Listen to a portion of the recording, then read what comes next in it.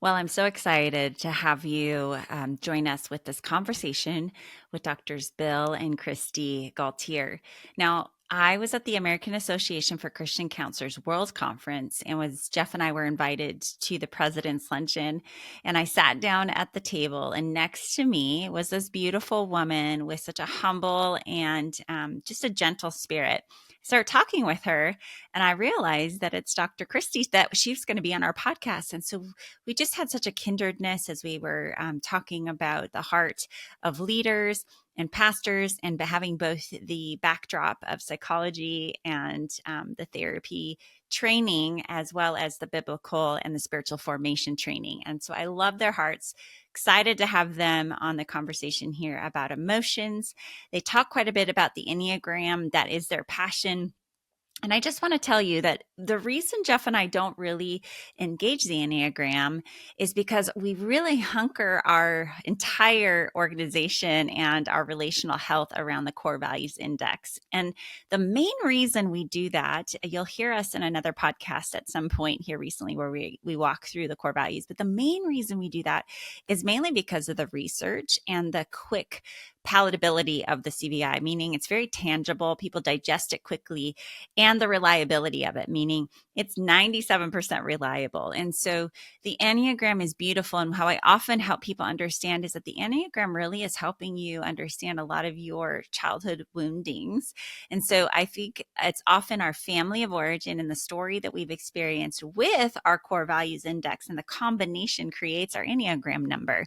That is my way. There's no research, but as I've sat with both instruments and quite a few other assessments over 20, I really respect the Enneagram. I asked some really hard questions of Dr. Bill and Kristi, and they handled them beautifully. So I hope you enjoy this conversation as we talk about the role of emotions, as well as a bit of the Enneagram and spiritual direction and formation.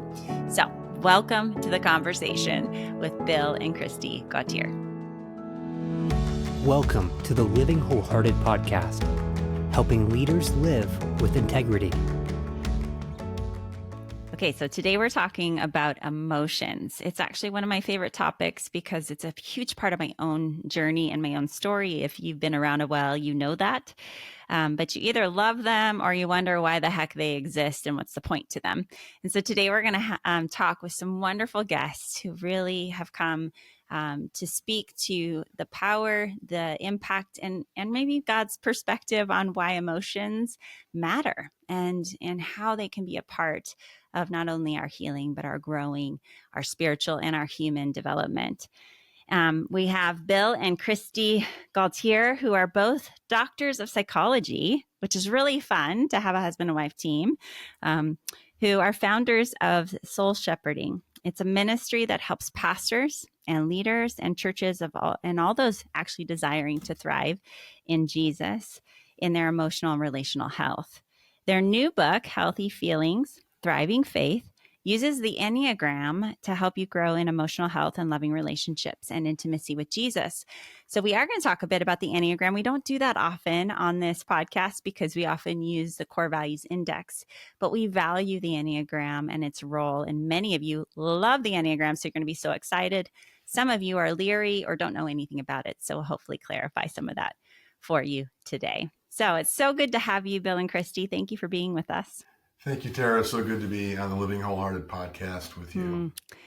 Well, let's talk a little bit just about you two.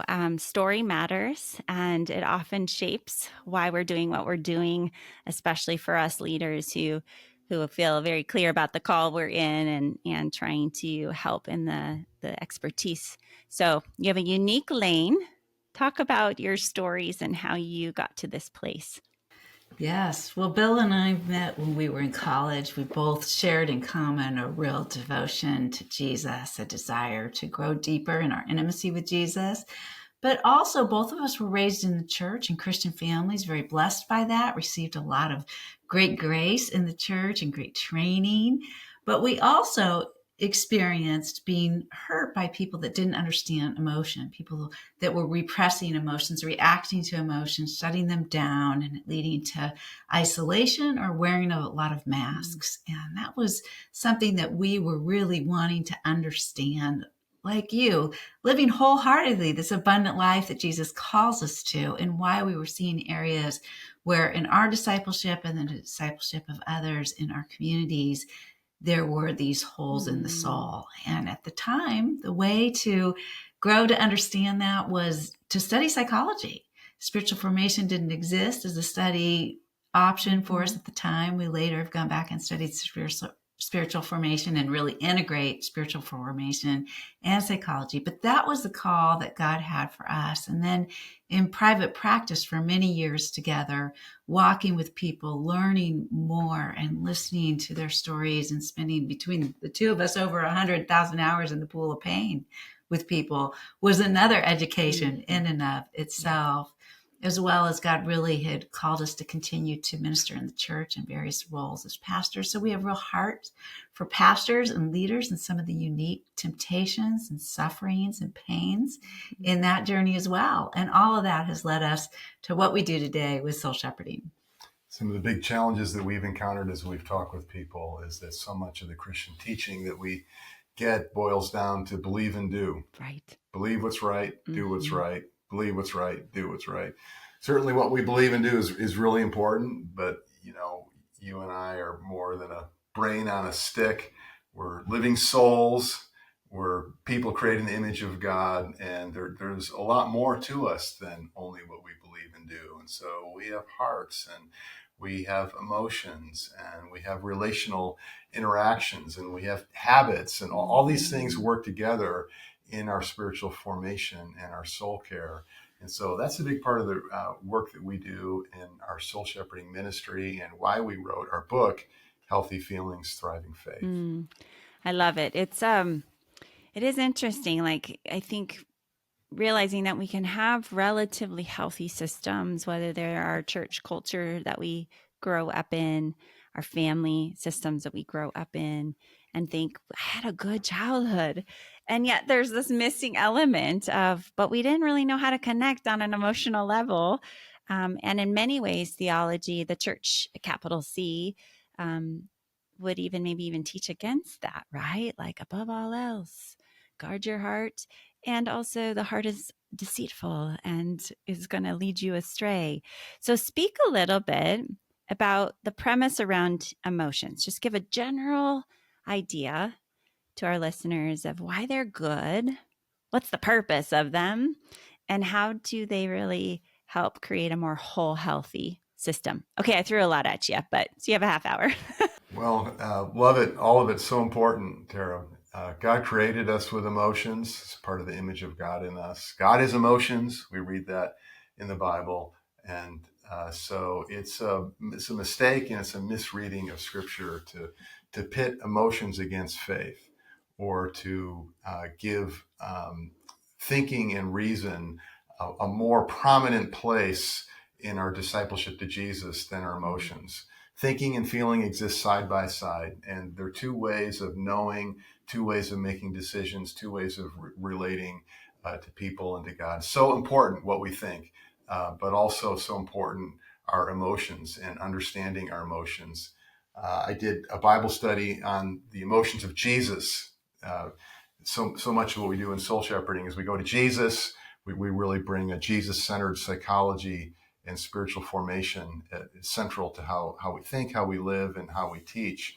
And so studying the life of Jesus in the New Testament, there are 39 different Greek words that are used to describe the emotions that Jesus, the human being, had.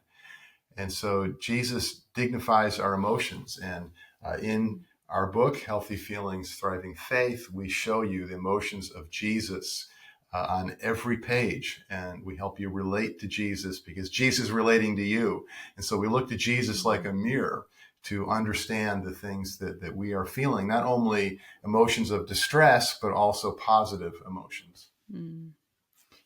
God created us in his image. He has emotions as well. And we see emotions also in Scripture in the Old Testament. The Psalms is a key place where we see a lot of emotionally honest prayers, as the psalmist talks about feelings of anger, of fear, of despair, shame, And we see the way that he also exhibits positive emotions of hope, of joy, of faith, and of peace. And these are a part of having a thriving and healthy faith and relationship with God. As we were studying and getting our doctorates in psychology, one of the things in our coursework very much was human development. And one of the things that we understand, and we've written about this in our book, Journey of the Soul, is that as we develop, we actually develop emotionally before we develop cognitively. And we see this in babies. We have grandchildren, and our little grandchildren, they exhibit emotions very early on before they're able to exhibit or to communicate any thoughts. So emotions are primary, not that they're more important, like Bill said, side by side.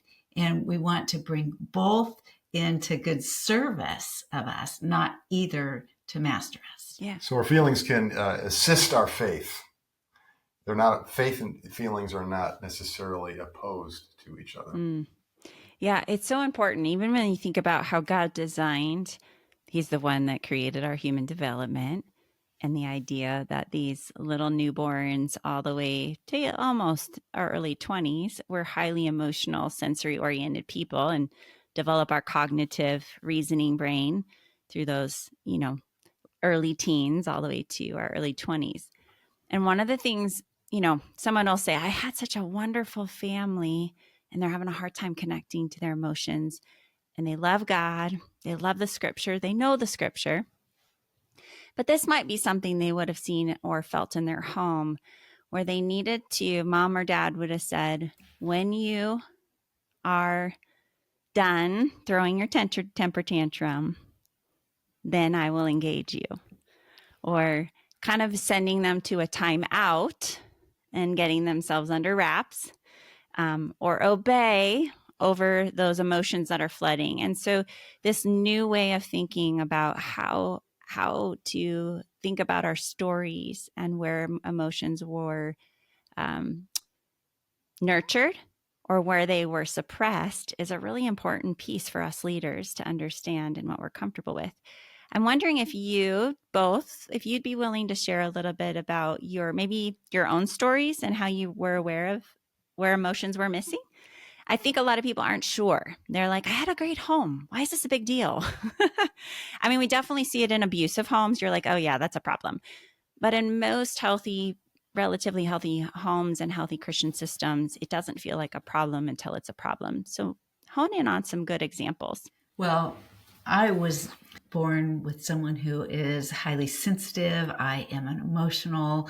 I'm an F on the Myers-Briggs, a feeler. I am someone who feels emotions deeply and greatly. And I was born into a family of thinkers. And none of them felt emotions as strong as I did. And they didn't know what to do with my emotions. And so my mom would say things like, snap out of it. I'd be sent to my room or locked in the car when I exhibited emotions. It felt out of control and scary to my parents. They didn't know what to do with my emotions. So I internalized that, feeling very abandoned by them and also feeling a lot of shame for having so many emotions and not understanding why I couldn't be so cognitively minded and driven as they were, why their thoughts were so seemingly powerful to them and so seemingly weak to me in comparison to my emotions. So this was an experience very early on for me and my family where I began to feel very much rejected, very much not wanted, very much misunderstood, and like I just didn't fit. And in shame, feeling like I needed to try to learn to hide my emotions. And in that, really working to develop a very strong and sophisticated defense mechanisms and false self. In many ways, my childhood was the opposite. I'm the oldest of 5 kids, and there were a lot of emotions in my home that other people had, my siblings, my parents. And so I learned to really not have emotions and to think and do all the time and to be very strong-minded and to work hard. And emotions just sort of got in the way. A lot of ways I was raised on the football field and baseball field, basketball, and playing sports. And so you learn to just grit it out and be strong and keep charging in to score the touchdown, no matter how you feel, and get back in the game. You get an injury, rub some dirt on it. And so I was not in tune with my emotions. I could tell you what my mom felt or what my sisters felt, but I didn't know what I felt. Mm. And it wasn't until I was in college studying psychology that I really began to learn that, oh, I do have emotions. Mm-hmm. And yeah, that's why I lose my temper, or that's why I get tired, or, oh, that feeling in my stomach, that's called anxiety. And so I had a professor that took me under her wing and really listened to me and gave me empathy. And so I started learning the language of emotions. And thank God I did, because I met Kristi, a highly sensitive person, deeply emotional, and I was able to understand you and relate to you and learn so much from you and your emotional intelligence. Isn't it funny how God's kind of clever that way? He kind of seems to pair us up with people that could either go like a wildfire, right, and create all kinds of more woundings, or can be a part of the healing if we let him. So I love that. Thank you for sharing. And yeah, you're speaking, Bill, to what I call the athlete mentality. I'm like, there's so much good. I'm an athlete. Our whole family are athletes. I grew up with that. No pain, no gain. But it took years for me to learn the difference between when am I, sore emotionally and when am I injured? And do I even know the difference? Because again, I played on injuries all the time just because that's what you do. And so we have these cultural norms, even in our spiritual formation, that push us past what God never asked us to do. So you guys speak about 4 key emotions in your book. Why don't you name those, and why did you focus just on those 4? Because we know we have an array of emotions, but I'm sure you had a very clear reason of why you honed in on the 4.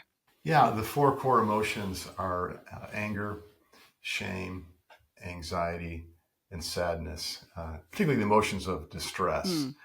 And you've got love, joy, peace, power, faith, and trust. Now, these are not just emotions, they're conditions of being. We think of faith as being, like we're saying, opposed to emotion, but the word faith means trust.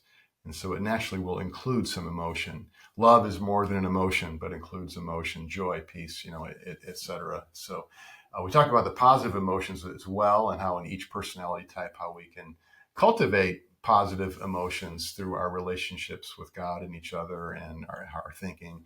But a lot of how we get into greater emotional health and love and joy and peace is by working through these emotions of distress. And so we just found over the years working as therapists and then working in the church and discipleship and teaching, anger, shame, anxiety, and sadness kept coming up. And then in our studies of the Enneagram going back over 20 years, the Enneagram is organized around those first 3 emotions of distress. And so of the 9 Enneagram types, there are 3 that are in the anger or gut triad, and 3 that are in the shame or heart triad, and 3 that are in the anxiety or head triad.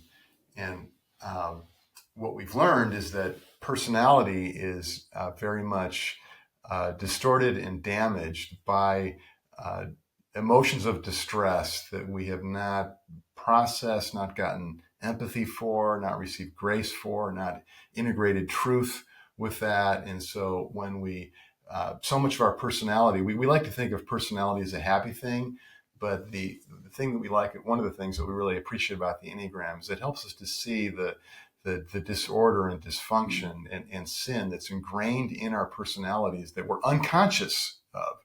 And see, that's the thing with these emotions, is that they hide, and they hide behind each other. They stack. And so sometimes we have one of these emotions, but then there's other ones underneath. And so being able to name the emotions, and we give with these are 4 categories of emotions, and there are many specific emotions underneath them. And going back into studying the scripture, different examples, as we've said, from Jesus, but in other places in the scripture, to even use the Hebrew words and what do those words mean, and getting at the a more biblical understanding of our emotions is really helpful. So we just saw that every person that came into our office, whether the therapy office or the church office, was dealing with anger, shame, anxiety, and sadness. And that sadness in particular is especially important and it's very tender, very shy. And so sadness especially tends to hide under the others. And so underneath anger, shame, and anxiety is sadness, which is hurt, loss, grief, unmet needs, disappointment. And when we can get a read on our sadness and a free expression of that with someone who is curious and warm-hearted, gives empathy and validation, so much healing can flow from that, from the care that we receive, the insight that we gain, and integrating that part of ourself into our personality. See, a lot of us tend to think of emotions like anger, shame, anxiety, sadness. We sort of think of them like they're a nuisance or a bother, or we just kind of want to get past that, or just think positive thoughts, or act in a constructive way, and then it'll go away. And it will go away out of consciousness, but it just goes into our unconscious, which is essentially our body. And the Enneagram personality types are 9 different ways that we deny and defend against sin, emotion, stress, and things like this. And so what is unconscious, it will come out in our relationships, it'll come out in our prayers, it'll come out in our reading of the scripture, but we don't realize it. That's the problem. And so a lot of what we're doing in our book, Healthy Feelings, Thriving Faith, is putting words to what we didn't have words for. Because when I know, okay, this is anger, I thought it was just anxiety, but actually there's anger in there. And then I can pray that, or I can share that with a friend. That really helps me. And it can help me now begin to find constructive, assertive behavior instead of just being repressed with anger or reacting to anger.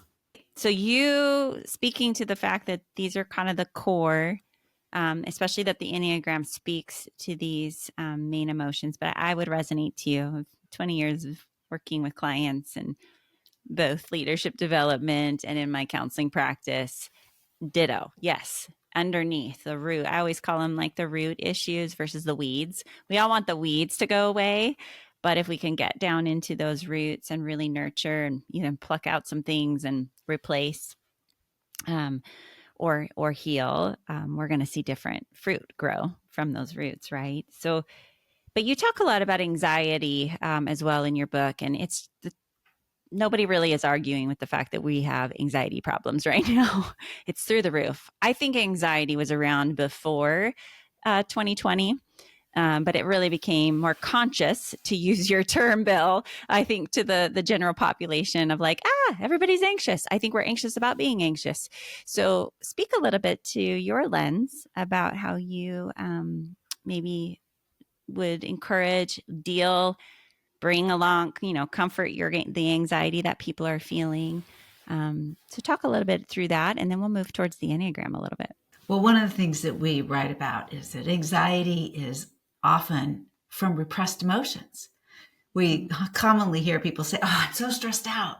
But the reality is they're stressed in.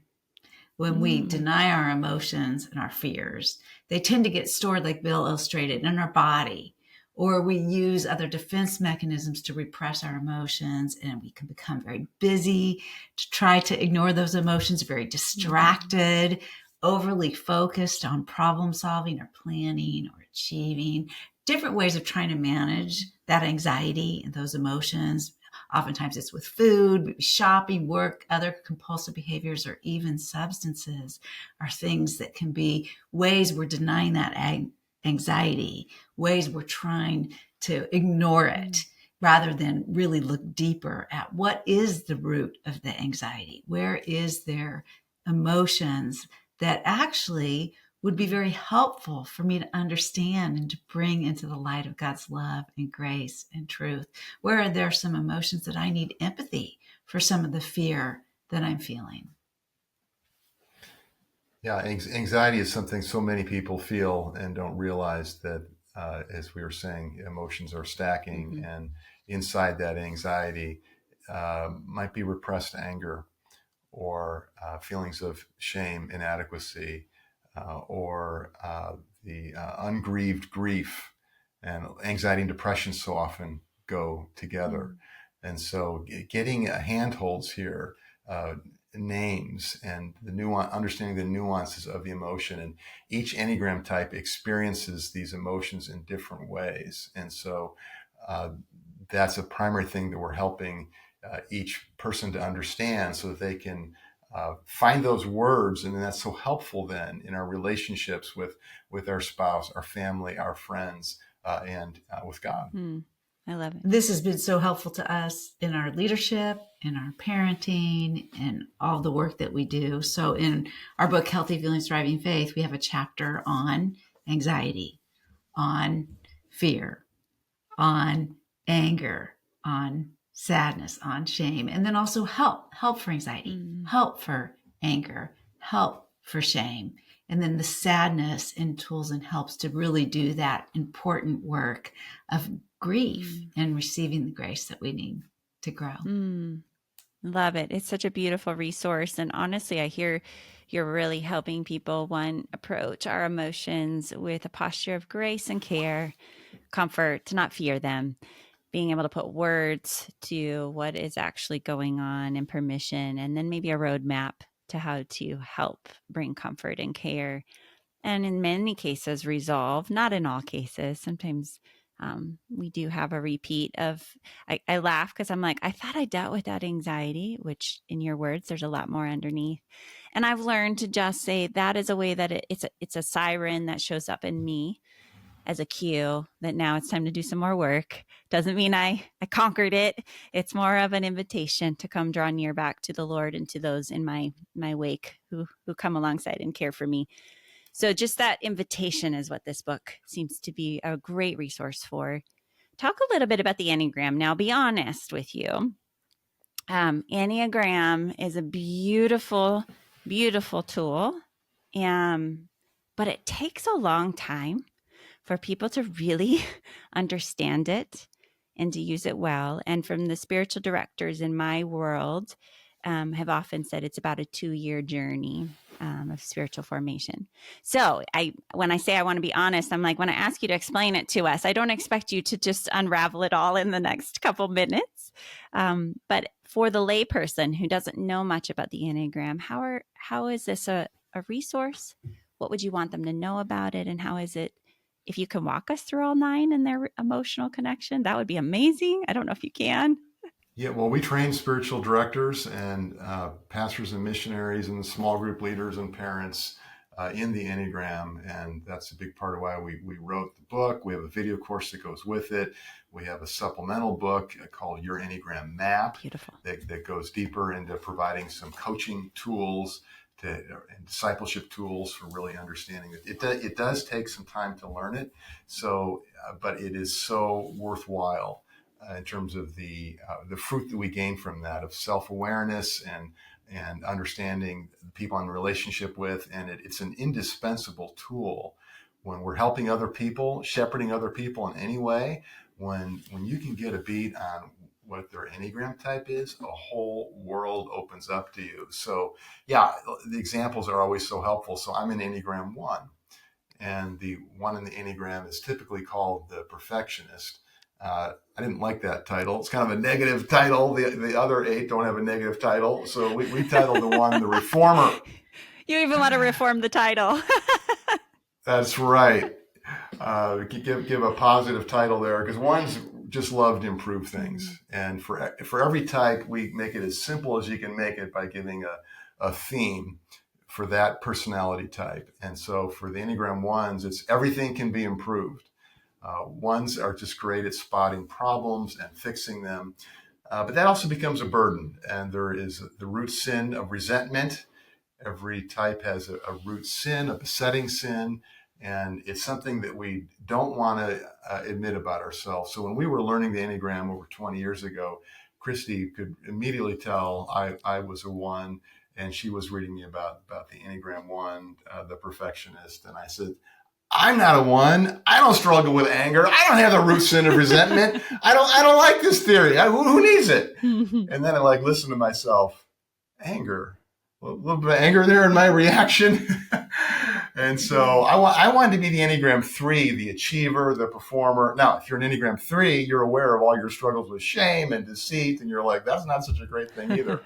And that's the challenge in the Enneagram is you've got to be willing to take a sober look at the personality types and realize that, yeah, there's some really good stuff and that we're created in the image of God and we're going to discover that along the way, but we're going to need to do some archaeology, some gardening. We're going to need to dig in and get at some roots like you're saying, Tara, and pull out some stuff. And so for the one, it's that resentment and it's the way that anger is being dealt with. That's the core hurt.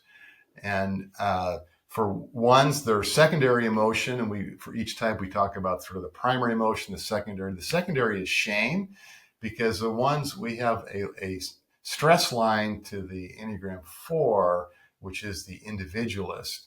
And so this is one of the really powerful things that we unpack, is that for every type under stress, your type shifts into becoming somewhat like another Enneagram type in unhealth. And so for the ones, that's the 4, and that's a shame type.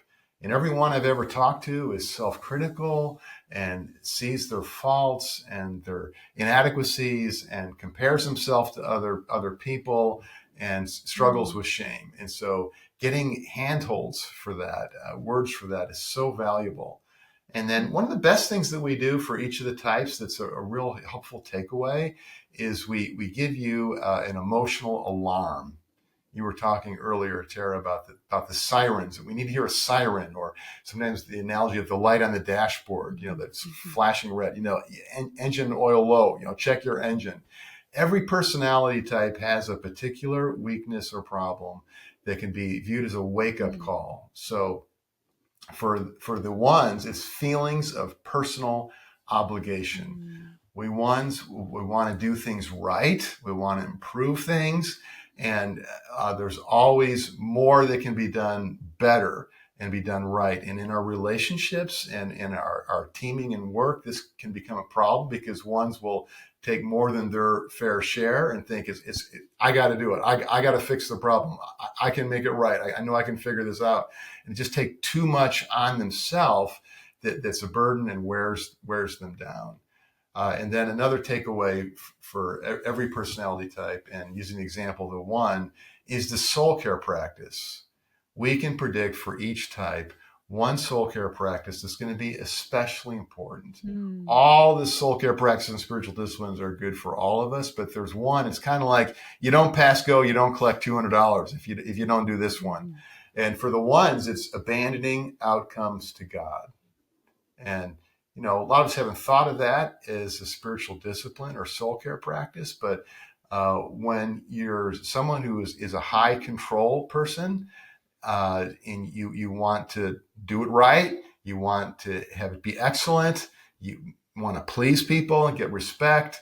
There's a lot of ways that we're trying to get control here, which, by the way, creates a lot of anxiety. We talk about anxiety as a disorder of control, trying to control people and situations. Yeah. So abandoning outcomes is releasing the results to God, to the sovereign Lord. And as ones learn to do that, it brings such peace and such joy, and it helps them to find their growth line, which is to the healthy 7. Because just as each type has one other type that they tend to gravitate towards in stress and becomes a problem for them, there's another type that when they're relaxed, when they're at their best, they're able to integrate the strengths from that type, and they especially need that. And for the ones, it's the 7, which is known as the enthusiast. Because we need that joy, the spontaneity, the lightheartedness that 7s can bring so naturally. And so that joy comes to us in the serenity and peace as we abandon outcomes to God. But we got to wake up. We got to hear that wake up call. Wait a minute, personal obligation rising here. Stop. Yeah, so Bill's illustrating here the power of the Enneagram rightly used. It's very deep, and the knowledge that it provides us is really helpful, but it's disarming, because what the Enneagram is based on is it's our personality organized to defend against our root sin and driven by our root sin to try to get our needs met. And so therefore it's an incredible help for spiritual and emotional growth. because it shows us areas where we have unconscious sin operating in our motivation. And we certainly can't repent and change if we're not aware of what that sin is, if we're defending against it. The other thing that's really powerful about it is it's a great tool for understanding and loving our neighbor. And so this is great in organizational leadership, business leadership. We use it a lot there too, because it can help us to understand the underlying motivations of other people who are different types and have different root sins and different emotional alarms, and help us to cooperate with Jesus's grace in their life. Now, because it's so powerful, it can be really dangerous if misused. And we see a lot of wrong use, or even using it kind of just to box people in, or kind of laugh about it, or make fun of it, or just lightly only look at the strengths.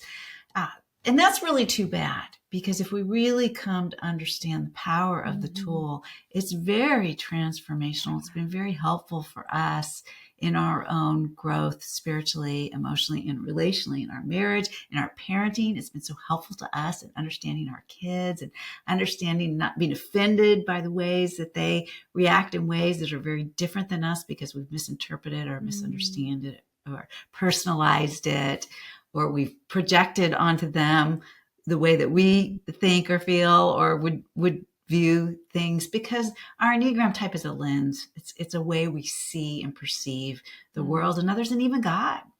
And so that's one of the things we address in our book too, is Jesus as the perfection of each of the 9 types, as well as how to grow to be more like Jesus and healthy in our type. So we give examples of different Bible characters for each type. We give examples of Jesus displaying the virtue of each type. And we also talk a lot about empathy for each of the types, ways that we can receive empathy and agree with God's grace for us in our areas of greatest woundedness and need. I so appreciate the care of which you are trying to bring the Enneagram forward. I have 2 questions that I'm holding right now, and so we'll address one. I have to slow down. That's part of my slow down, Tara. The one is for the voice out there who has either had the Enneagram used harmfully and so has some really negative connotations with it, or is concerned. Your guys are connecting the dot beautifully with Jesus and God's design and a Christian worldview. But some think it's not biblical and it could be dangerous. We're messing with something that's from another religion altogether. Speak to that and help bring some clarity. Thank you for voicing those concerns. Really appreciate that. I have empathy for people with these questions because I had them myself. When we first were introduced to it about 30 years ago, we were kind of skeptical of it. We were looking at really validated tests in psychology and measures, and we're kind of, I don't know, this kind of seems out there. Is this even okay for Christians to engage with? We kind of wrote it off, didn't really look into it until we had some friends who we saw were really growing tremendously and began to talk to us about all that they were learning. And as we saw that, we began to see the fruit of it and look a little deeper to it. And we found out that actually the Enneagram goes back to the early church fathers, where they were looking at the 7 deadly sins. And each personality type is based on one of those, and then added 2 more to those. And then also, it is an open system theory. So many religions over the history have found it valuable and have spoken into it. So it's like the internet, it's like technology that we're using right now. It can be used for good or for evil. It can be used rightly or it can be misused. And sometimes the misuse will lead us to, in fear, go to no use.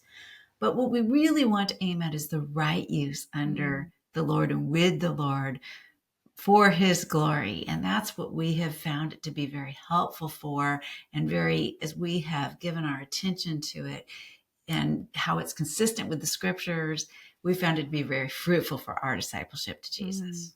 We teach that all truth is God's truth.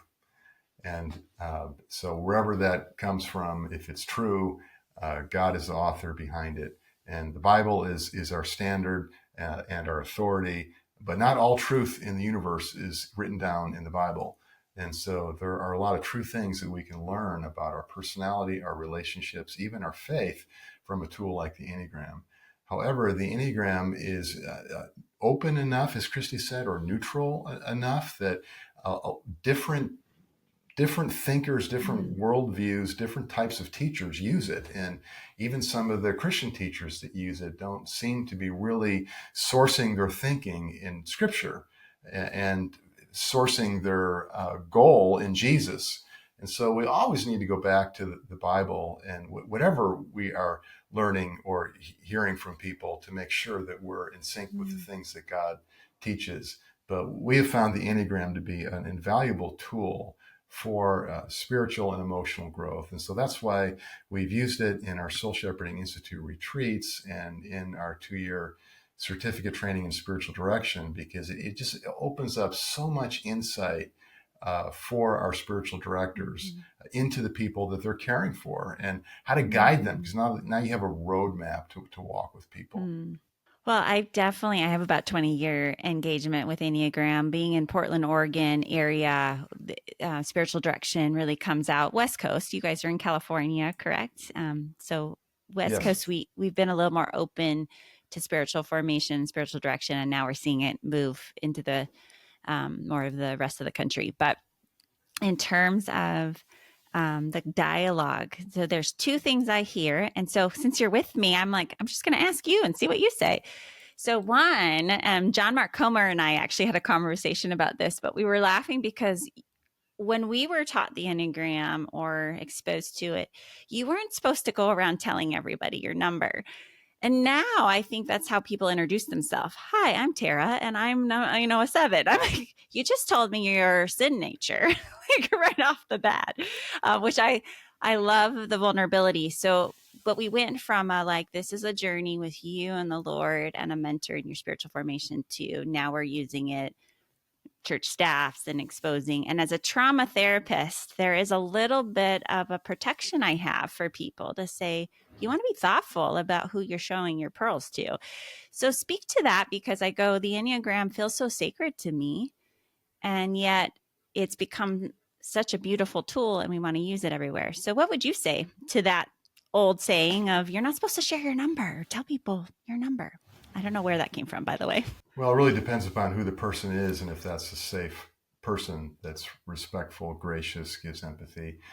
One of our senior spiritual directors on our staff recently led a whole nonprofit staff through the Enneagram. And so each person on the staff learned their Enneagram number and learned each other's.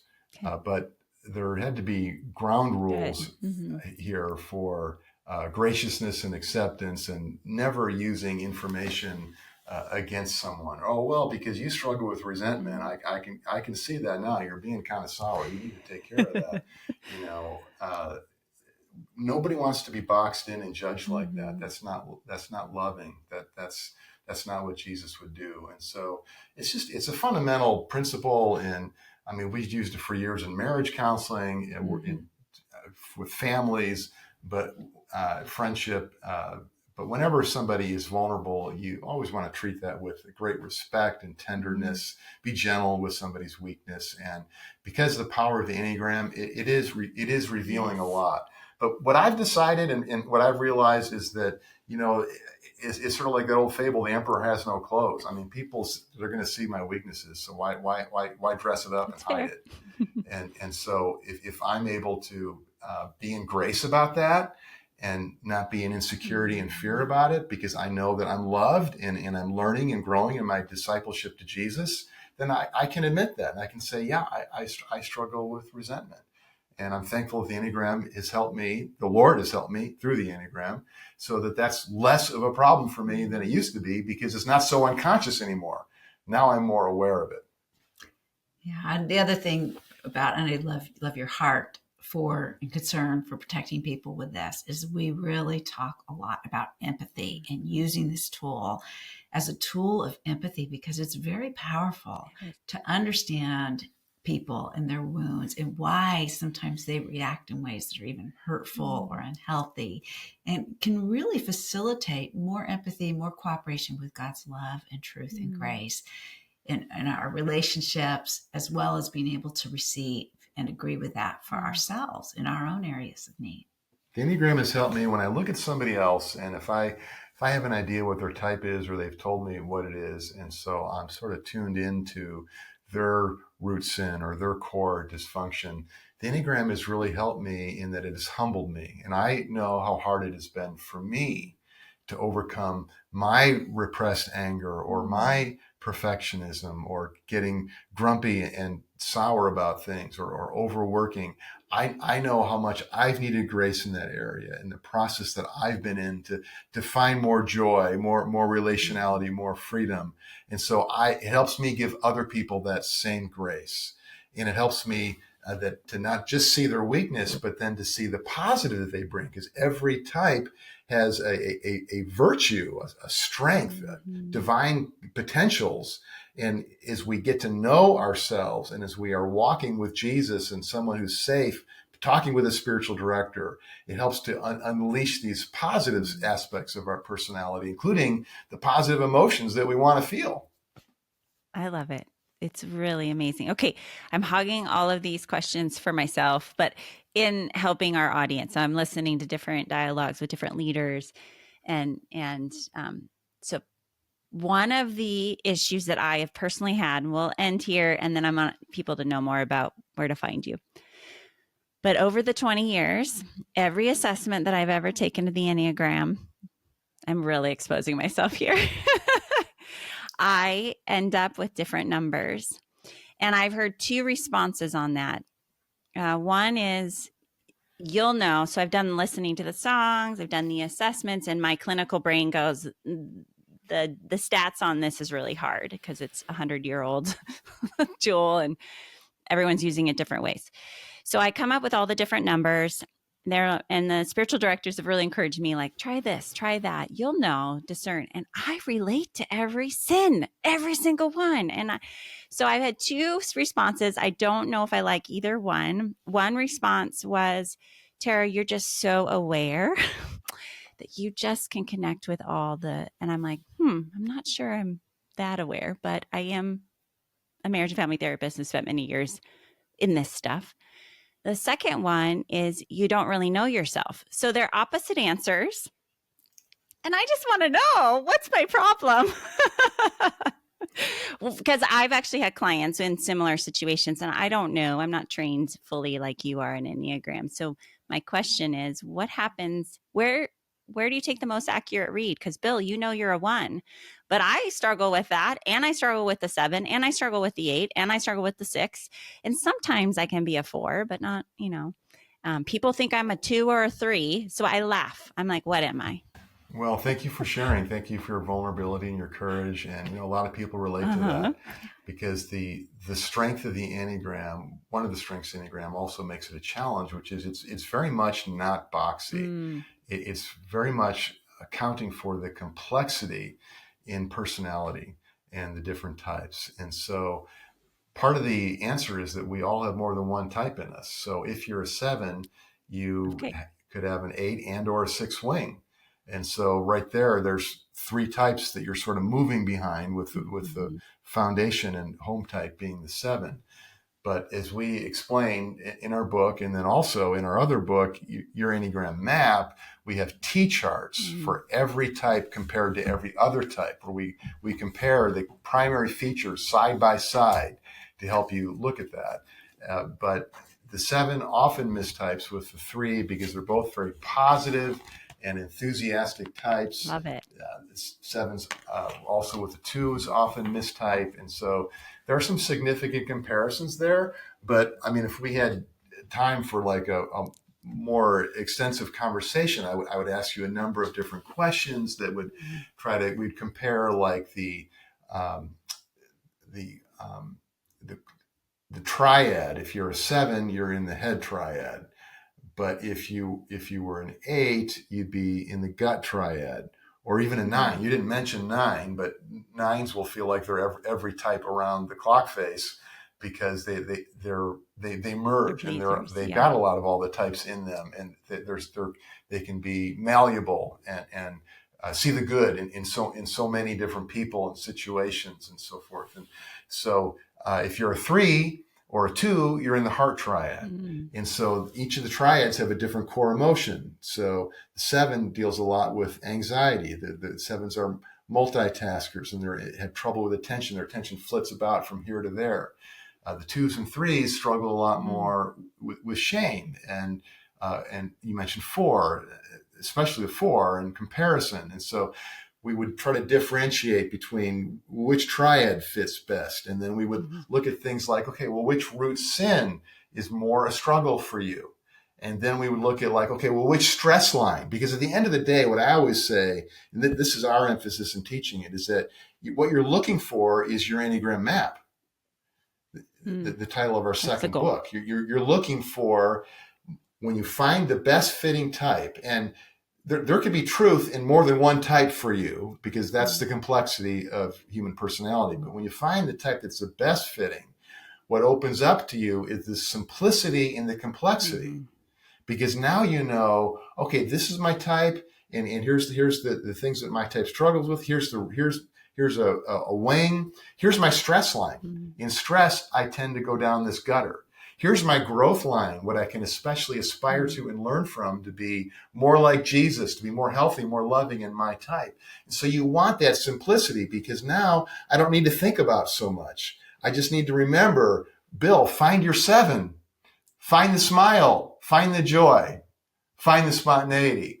And then that moderates my earnestness as a 1, and how hard I work, and that I want to do it right. And I want to teach all the principles and help people understand, which is a good thing. But sometimes we need to slow it down and laugh, or interact and get relational, or do something experiential. And my 7 helps me find that. Yeah. I'll also say, Tara, that it took me a couple years to find my type. I had been reading about them all in lots of books. I'd taken lots of tests. I had tried on some of the different numbers to see if that map really did fit for me, if it was working for me. It was helpful, but it wasn't as powerful as when I really landed on my number. And we don't want to see ourselves. It's exposing. We feel naked. It's painful to stare our roots in the face. So we're really defended against seeing it. And I certainly was defended against seeing it. And so it does take a long time. You were really helpful to me, as was a spiritual director helpful to me, and very gently helping me to see some of my defense mechanisms, some of the things that I was not really wanting to own, and to see that were so core to my type. But it's been so helpful, so validating of some of the things that drive my unconscious behaviors, ways I'm trying to secure myself, that actually get in the way of my leaning on it, depending upon and looking to Very Christ. true. Yeah. Well, thank you for entertaining my bigger question.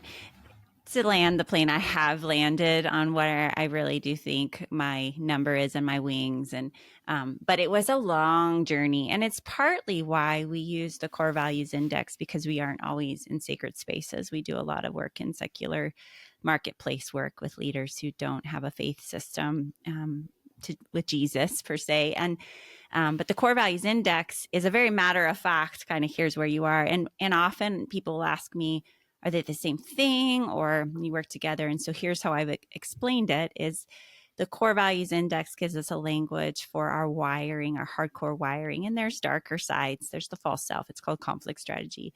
There's a lot of depth to it as well, but it's a 10-minute assessment. You get it. It's a 97% reliability. So it's not going to change very much over the years. The Enneagram is a beautiful tool. I don't know if I'm using the right word, tool, but a vehicle to be really, to really help us do the healing of our woundedness. CVI isn't getting to the woundedness. It will show us how we react when we're wounded, but it doesn't necessarily go towards the wound itself. And so I always say, I'm like, I imagine it that our CVI, our core value, our wiring, meshed with our story, our family of origin, popped out the Enneagram number. And that's often what we get, the mix, the combination there of the potential 9. That's my theory. Doesn't mean it's accurate, but the Enneagram is such a gift. It takes time. We want to be thoughtful with it, but you've given us some incredible tools, these books, and also the resource of your schooling, your retreats. Tell us more about that if someone is interested in exploring more there, and where they can find your books and your trainings as well. Yeah, our ministry is soul shepherding. You can just go to soulshepherding.org, and we have the Soul Shepherding Institute, which is 4 5-day-long retreats in spiritual formation, spiritual and psychological development, soul care ministry, and relationally healthy leadership. Each retreat's in a beautiful setting. Most people do all 4 in sequence in a cohort, but we always have guests and visitors. You can start anytime. You can come to any retreat. And then you can add on a certificate in spiritual direction. It's a 2-year program, and that is done mostly online. The retreats are in person or online, and so you can do the whole spiritual direction certificate program online. And we have people from around the world who've done the Soul Shepherding Institute. Right now, we have 150 students in our 2-year program earning a certificate in spiritual direction. We also have a certificate in coaching that we offer. And then some of the people that we train come onto our Soul Shepherding staff, and they work as spiritual directors or coaches. And we now have almost 60 spiritual directors and coaches who are on our team, helping us to care for pastors and missionaries and ministry spouses and all kinds of leaders and Christ followers who need a safe place, need someone to give them empathy and support them. And our approach to spiritual formation and spiritual direction is unique in that we are really integrating the Jesus-centered psychology in that. And so if you just go to soulshepherding.org, you'll find that. The book that we've been talking about, Healthy Feelings, Thriving Faith, that's available wherever books are sold. Or if you want to do a deep dive on the Enneagram, go to soulshepherding.org/Enneagram. There you'll find the main book. You'll find also your Enneagram map. You'll find a link to our Enneagram and Emotions assessment that's free, and you get immediate results and you get recommendations on that. It'll show you your scores for all the different types. And in our assessment, every question is based on your emotions that go with your type. Love the integration. We also have a podcast. Oh, you have a podcast. Tell us about that. We do. Soul Talks with Bill and Kristi Gaultiere. That's available anywhere podcasts stream, as well as on our website. And you're just talking more and more about all of these pieces that you're bringing to the table. I really love the integration. Everything's spiritual formation and psychology and soul care. Bill and I were blessed to be mentored by Dallas and Jane Willard. Jane also is a therapist, and Dallas with his great integration of philosophy and spiritual formation. So we've just received so much from them, and we're so blessed to have them pass the baton to us. And it's been working through our lives and sharing it through our lives and our unique personality and discipleship, as well as through our experience as pastors and therapists. It's a beautiful blend, and your kindred hearts with Jeff and I. If he was here, he'd be so excited. The piece that I love too is it's a la carte. So if somebody wanted to just participate in one piece, whether that's the free resources online or certification or come to the retreats, or I'm imagining if they want a spiritual director, they can go to your website and maybe access the team that you have. That would be a safe and trusted referral there. Yeah, right now you can book an appointment with one of our spiritual directors. Wonderful. You can search for certain expertise or criteria. You could read about them. You can book an appointment right from our website. Beautiful. Okay, well, this conversation has been so wonderful. Thank you so much for all that who you are, to be honest, is where I want to start. Just who you are, the example together, and again, the mutual journey that you've been on, and allowing God to use you, and all of your story and how he's brought you here. Why don't you leave our listeners with one last word of encouragement? Anything else that you felt like wasn't said? And we'll go on our way today. Well, we just want to encourage you that as you're on this journey with the Living Wholehearted podcast and Tara and Jeff, and as you're becoming more aware of yourself and your emotions and your struggles, that you have the opportunity to be Christ's ambassador in your circle of influence and shine the light of Jesus. And primary way to do that is with empathy. It's how we listen. It's the questions we ask. It's how we pray for people, even secret prayers. And so empathy is really the heart and soul of what we teach in soul shepherding, in our institutes. And so the experience and the learning is transferable to every relationship we have, everything we do in life. And Jesus has empathy for you and your unique challenges, wounds, pains, and even the opportunities and some of the stresses that go along with that. So continue to lean into him. Glad that you are getting help and following Jesus together with Jeff and Tara. Thank you for your time today. And if you're listening, send this off to someone else that maybe you're thinking about that could really benefit. Visit Bill and Kristi's website. All of this will be in the show notes. And always can continue to join us at thelivingwholehearted.com. Join our monthly newsletter where we're continuing to encourage you, and you'll find all of our services and resources for you as well. We're so grateful that you're with us along the way. Hi from Jeff, and we'll connect with you next time. Well, we had such a hard time with that recording. There was internet interference and we were in delay, but to our wonderful producer, we were able to salvage a majority of that conversation. So I hope that you benefited. And if you are wanting to grow in your own ability to process your emotions, emotions play a huge part in us becoming more wholehearted and more whole, mind, body, heart, and soul. As you have learned in this conversation, they play a huge role in our journey, in our parenting, in our leadership, in our marriages. If you want to grow, go to livingwholehearted.com, and we want to walk alongside you. Both our professional counselors, we have executive coaches, and we do a lot of this work in your organizations and in your marriages and with your families.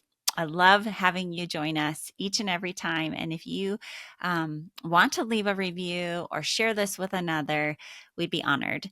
And until next time, continue growing and becoming the leader that you would follow. Well, did you know that we're not just podcasters? One of the best ways to connect with Tara and I and our whole team at Living Wholehearted is our website, livingwholehearted.com. There you're going to find the books that we've written, our e-courses, executive coaching, organizational development, and professional counseling services. And then one of our favorite things that we're up to these days, our Wholehearted Leadership Cohorts, where we take groups of leaders for 1 to 2 year journeys together. It's amazing. While you're there, for fresh content, make sure that you sign up for our e-newsletter. That's where we're putting out stuff every month that you want to keep close with. So visit livingwholehearted.com. You can also join us on socials at living_wholehearted on Instagram, and we are Living Wholehearted on Facebook. You can also follow me at Tara Matson on Instagram. We love to engage with you personally there, so make sure you reach out.